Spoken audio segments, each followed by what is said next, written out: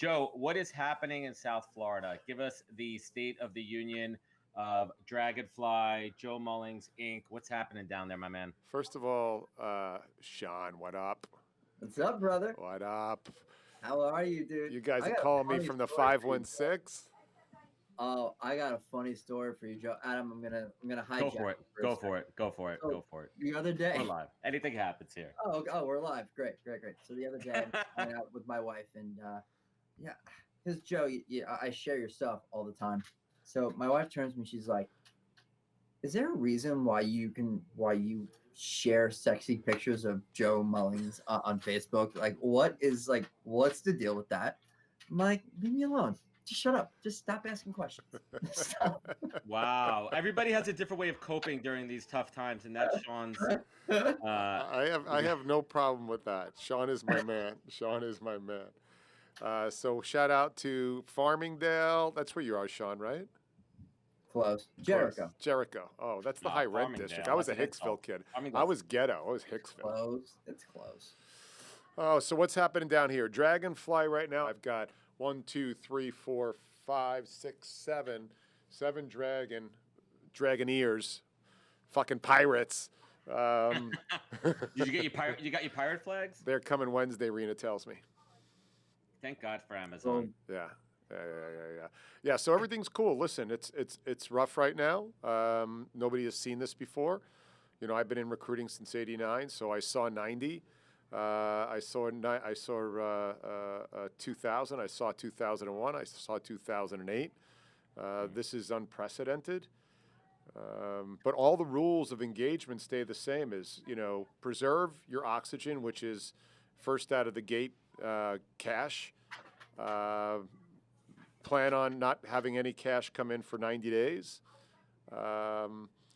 Decide if you're going to stay in the game or not, and then do everything you can to stay in the game and come out the other side. And some industries are going to come out the other side incredibly strong, and others not going to be not so fortunate. You know, I don't know if I'd want to be in certain industries over the next 12 months coming out the other side, but. It's a street fight. It's going to be a street fight. It's going to remain a street fight for quite a while. Scary times, my friends. Yeah, we're buckle up. Yeah, definitely. Yeah, buckle up, but do stuff, right? So you got there's a couple categories of people. There's the people who absolutely just go fetal, curl up and give in, and then there's the people who have the 1,000-yard stare, and then there's the people who are just absolutely staying in motion and figuring out. Look. I'm not going to say how much.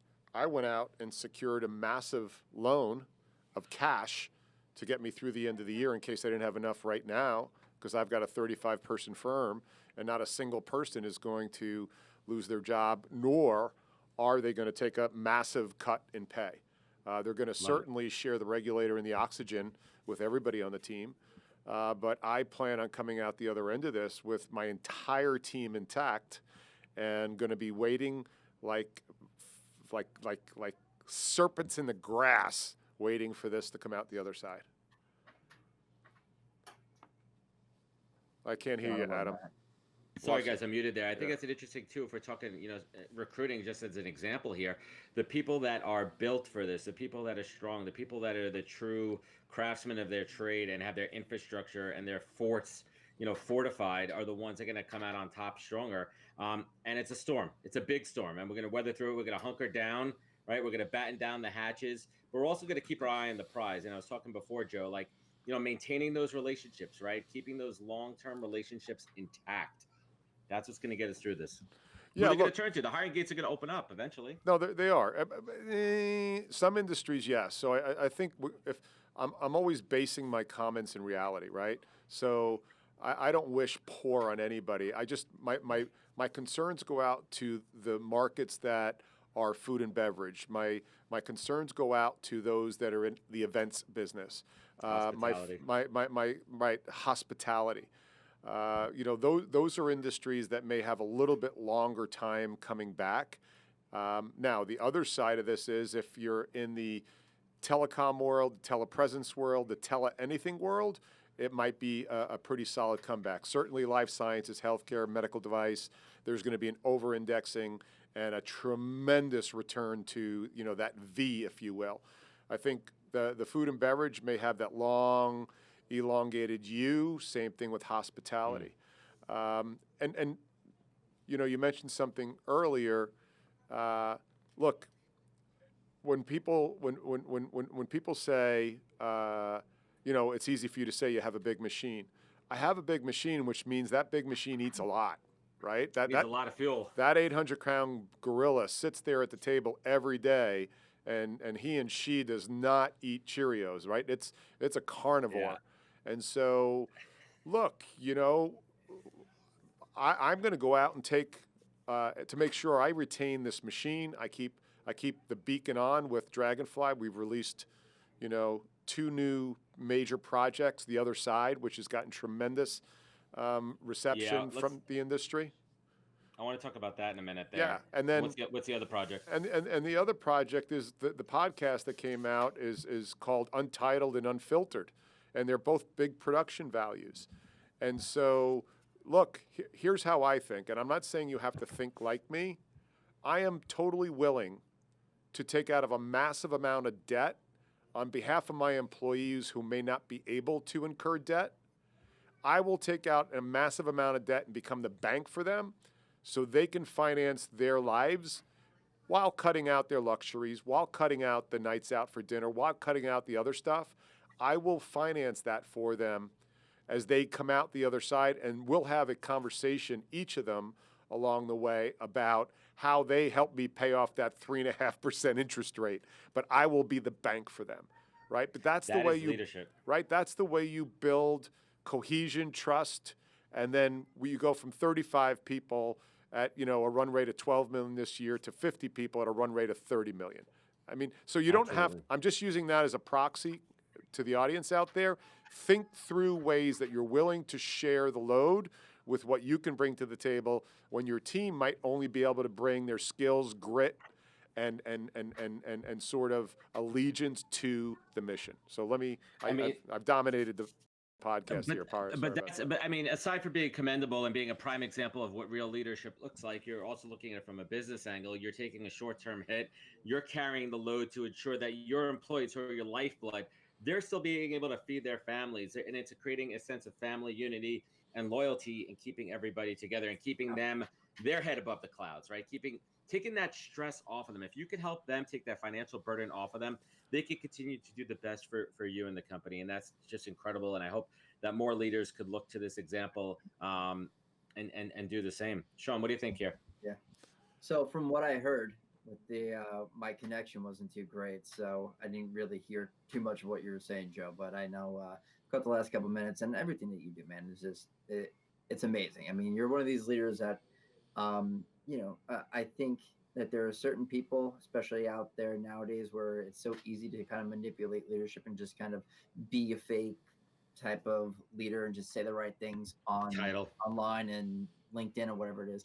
But you're someone that actually lives it, breathes it, and does stuff like this, and outwardly, openly talks about it to set an example for other people to do something like this. So I think it's awesome. Yeah, thanks, Shaun. And again, I some people out there think I'm saying it for attaboy points. I'm saying it as a proxy for what you want to think about doing at the scale that is appropriate for your tolerance for risk, your ability to incur liability, and then finally your commitment to, you don't get to call family in good times, right? Right. When pressure comes, when you get squeezed, what comes out is who you are. And so, this is that classic toothpaste test: is squeeze that tube and what comes out. Right. Yeah, I love it. Let's talk about the innovation, the content innovation. You were able to literally on a dime produce 2 new pieces of content. First, I want to talk about The Other Side. Let's give our audience here kind of an overview. And I think the most awesome piece here is you're tapping into your network and your clients who are experts in this field. Let's tell everyone a little bit more about The Other Side, what the intention is, and what you want everyone to get out of it. Yep. So look, my search business focuses on the life sciences market. So I'm, and again, 3 decades at it for those that don't know me. And I've got access to people who are really on the inside lines and are knowing what's going on, both OUS as well as in US from a let's call it an epidemiology perspective as well as business perspective. So I had a heads up before most people did about what was going to happen and escalate very quickly. And I got off the phone last Saturday night with an individual who was really in the know, and he warned me about what was going to go on. Sunday morning, I called up my my DP, Icaro, and my lead editor, Marco, and I said, guys, this is what's going to happen. I'm sending out an email right now to 40 of the world leaders in medtech that I have access to. I'm asking them for their help. We're going to put out a show called The Other Side, and the intention is we're going to produce it at our studio, and we're going to bring these industry experts in to talk about what's going on the ground, how are we solving these healthcare problems, so we can make sure we speak to the industry, we quell whatever fears we can, but we also give honesty to our industry to say what's going on. In less than 8 hours, my team was here, had a full studio built, and I'll figure out how I get that B-roll to you because I can't turn around this laptop. It's taped down to the table. And we got up running on Monday, with our very first show, and I had my team of 8 pivot.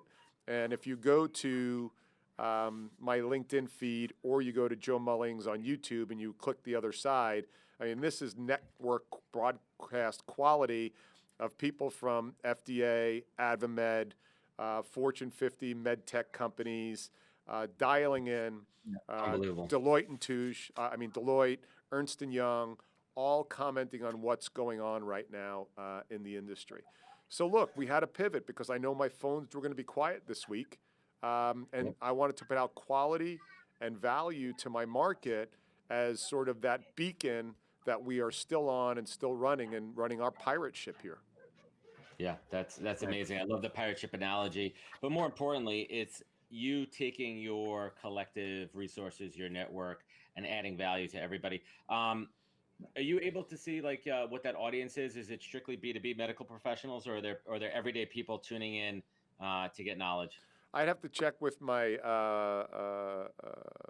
web people on that right now, to be honest with you. We've dropped, I think, 4 or 5 episodes. The 5th just went out about an hour ago. So I don't know what it looks like, but within my industry, it's had a tremendous level of engagement. Depending on how you want to look at it, my engagement on LinkedIn is up 190% from last week. And so that, those metrics are telling me that we're getting some really great lean in, and the number of followers increased by about 700 in the last couple of days. Well, that's awesome too, and we think about that. These are silver linings as far as innovation from a business and media standpoint, production. Like, how are you able to jump on it, innovate, take advantage? One of the things that I'm doing now with this podcast live is I'm trying something new, and I could easily just sit back, Joe. I could sit back, Shaun, and I could just be upset, and I could sit in a pile of shit and just be upset that my business is going away. So instead, I'm taking that time and I'm being productive with it. I'm creating content from the show. I'm adding value to people out there. I'm doing the best I can. And again, always showcasing, leaders. Yep. Shaun, you want to chime in here? Yeah, no, I mean, I think it's with what's going on right now. I mean, even just the recruiting business, we all know it's going into, it's not going to be pretty. Like, it's not. And, this is a time where, Adam, and you and I have even had conversations, right? There's so many things that you could do. You could kind of sit down, you could sit around, you can bitch about it and cry about it, or you could do something, try something new. I just went out, I bought multiple books on just the fact that one book is called Lyconomics, and it's just about the art of persuasion and just kind of looking at things more holistically in leadership, things like that, learning. This is the silver lining here is that we all make excuses, whether it's something that we've always wanted to do. We always say that, hey, we're going to do this. Oh, but I have too much with work. Oh, I have too much with the kid. And this is right now for me, I'm looking at this as an opportunity to grow a small business on the side. Maybe really learn marketing, learn recruitment marketing, because that's something that I really have a lot of interest in personally. That's something that I've always wanted to get into. And that's where some of my strengths really are. Recruiting is great, but some of the things that I have more, I want to get into different things. right? I want to be Joe Mullings Jr. one of these days. But that's one of the things that I'm looking to do. Yeah. And it's a silver lining right now to learn and take advantage of the time off with everything that's going on. Yeah, and to jump on that, and first of all, bravo. I really look. One of the things I was most proud of you about, and I mean that in a really super powerful, positive way. Yeah. And you and I have talked about this, I think, over beers in New York City a couple months back. One of your superpowers is you are so effing funny, and you see things that other people either do and are afraid to say, or you see it in a very insightful way. But because of that, it's also a liability, right? Because you can't but help have that. Yeah, look at that. There he is. There he is. Bruce Jr. Yeah, the beast is back, Joe. The beast, I the love it. Kraken is in. I love it. I love it. Come in here, buddy. That hairdo is like, that's supposed to be for a Zoom only call, not a Zoom video call, right? Yeah, look, that's Joe. And remember Nina, when I was in Florida and I went to Joe's studio, and that's Shaun. Oh yeah. Oh, This yeah. is what it's all about, right? We talk about the silver linings. Like, we could do fun stuff like this, right? We could bring the family in and hang out and learn. And I think that quality time is what it's all about. And Shaun, commendable too. I think that's why Shaun and I are super connected, Joe. We have a very similar, awful sense of humor. Yeah, but Shaun came out, I think it was on Twitter, and he was like, listen, I've been a little too funny or tongue-in-cheek on this LinkedIn platform, and maybe it was appropriate, maybe it wasn't appropriate, and I learned a lesson. And it was something along those lines, and I'm paraphrasing. And I'm like, dude, good for you, because you're super smart. You know recruiting as well as anybody. You're just going to shift a little bit because you understand what the platform's for. And it's too easy to stand on the sidelines and throw rocks at the dingleberries on LinkedIn because it's just so easy. But you're better off just ignoring them. The number of comments I'm starting to get about me featuring pictures of myself, and I need to get over myself. They burn a hole in your head for like an hour or two, but then you got to get over it because the 999,000 others that you're helping are the ones that matter. Yeah. 100%. 100%, man. And I think, there's a fine line between putting content out there that people are going to like just to like for it. And that's honestly what I did at times. There was no real super value in me going out and making these videos, pretending to be a LinkedIn celebrity with the stupid glasses and the shtick that I did. It was just to, But I'm at the point now where I'm like, you know what? You know what? A kid will do that to you, Shaun. A kid will do that to you, my brother. You are so reality. And that's exactly what it is. And I'm not trying to play the cliche here, but it's like a little bit of, hey man, you have to grow the hell up a little bit. Like, what are you doing? Yeah. And a couple months back, where I was in an interview process, or not a couple years back. One of the reasons why I really stopped doing all that stuff is one company basically said to me, not feeling that.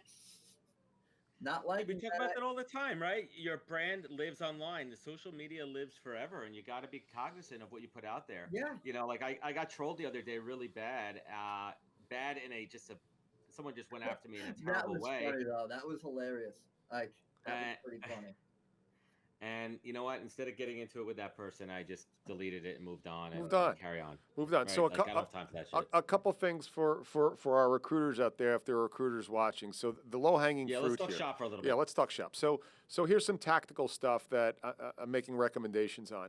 If you're not a LinkedIn marketing person and you're looking for a reason to get started right now, and again, I'm not going to say I told you so, but this is when phones go dead, LinkedIn is on. Okay?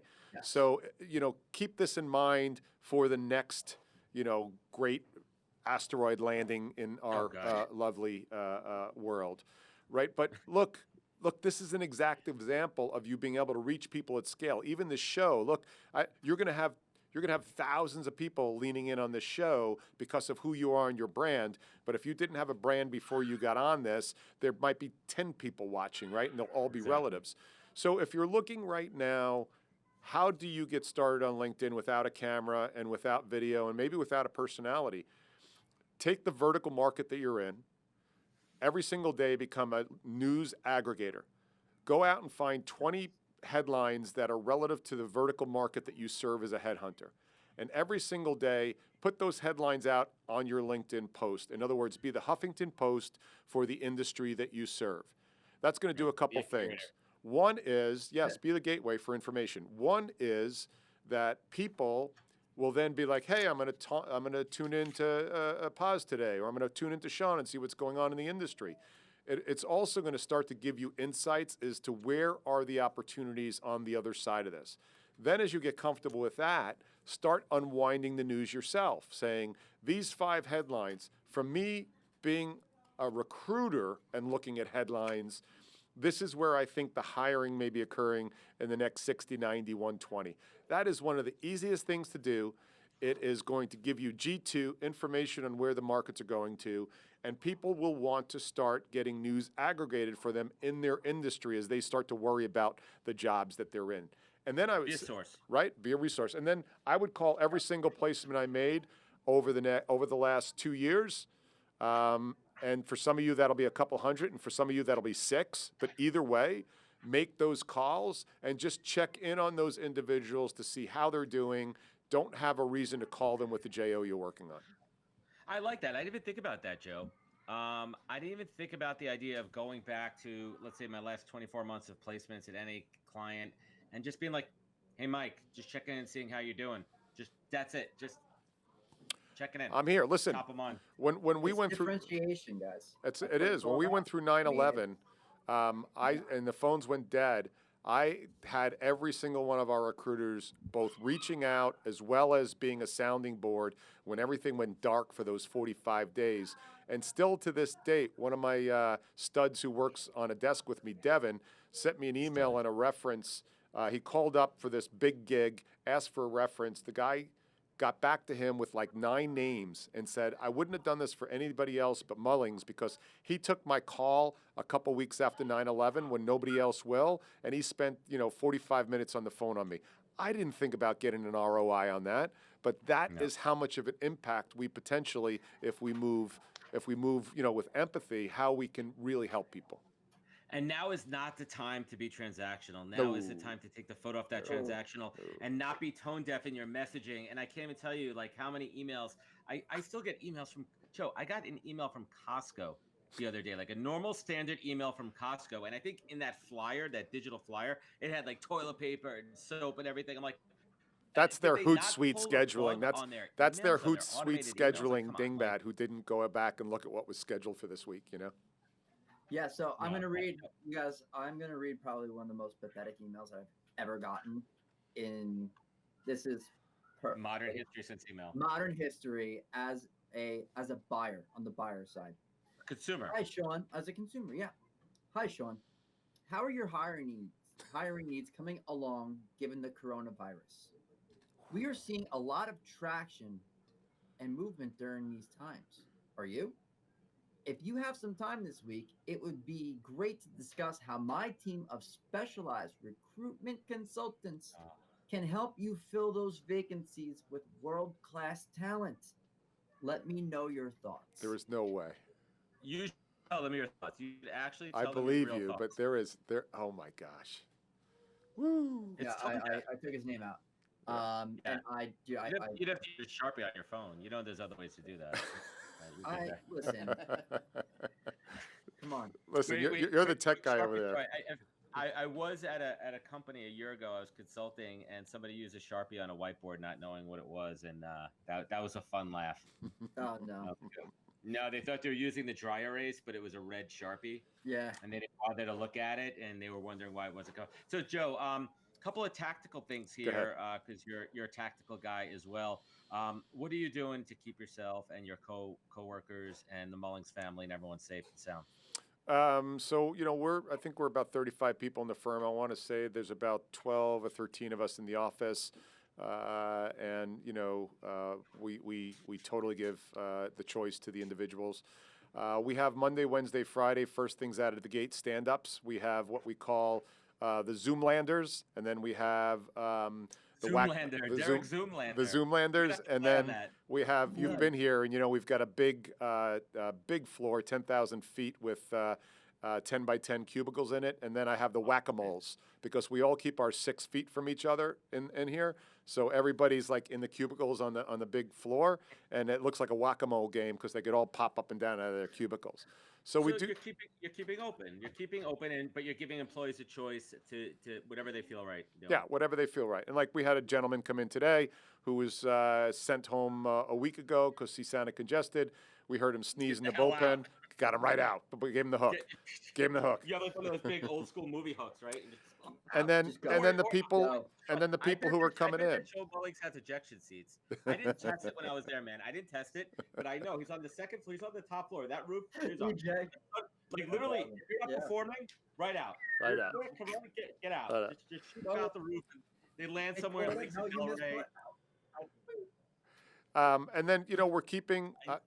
I in my organization, I try and meet weekly with most of my mid to senior leadership team.